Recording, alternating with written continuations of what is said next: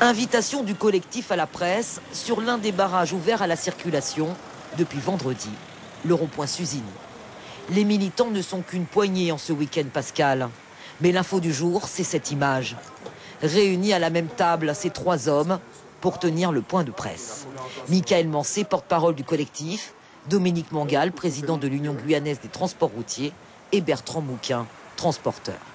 Il avait vendredi dernier maintenu le barrage de Suzini fermé, malgré les consignes du collectif d'ouvrir à la circulation.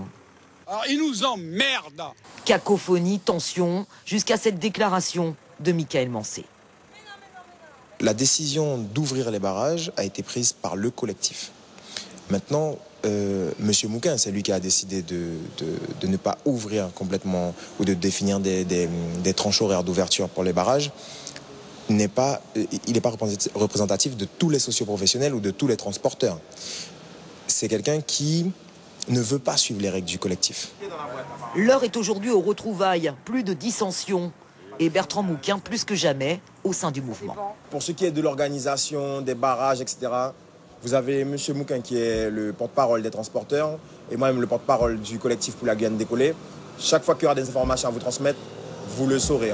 On vous les transmettra le plus rapidement possible de manière à ce que tout le monde puisse s'organiser. Michael a dit, c'est que M. Bertrand Mouquin, qui est juste à ma droite, est vraiment le porte-parole des transporteurs.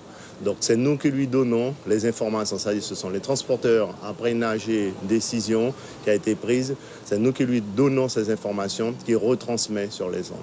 Au moment où il y a eu ce cafouillage, il n'était pas au courant de cette information, donc ça a créé ce que ça a créé. Aujourd'hui, il faut qu'on rétablisse l'ordre.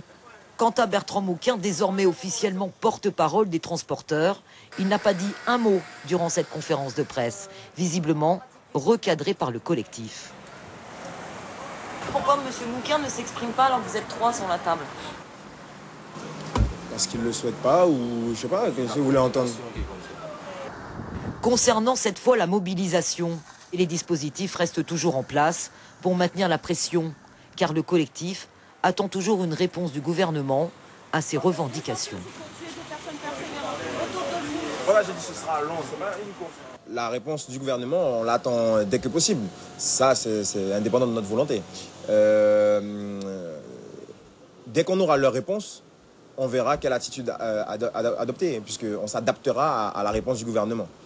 Donc pour rappel, le document qu'on leur a envoyé, c'est pour valider les points qui avaient déjà été obtenus et réclamer, en argumentant, les points manquants que nous estimons indispensables à la remise sur pied du pays.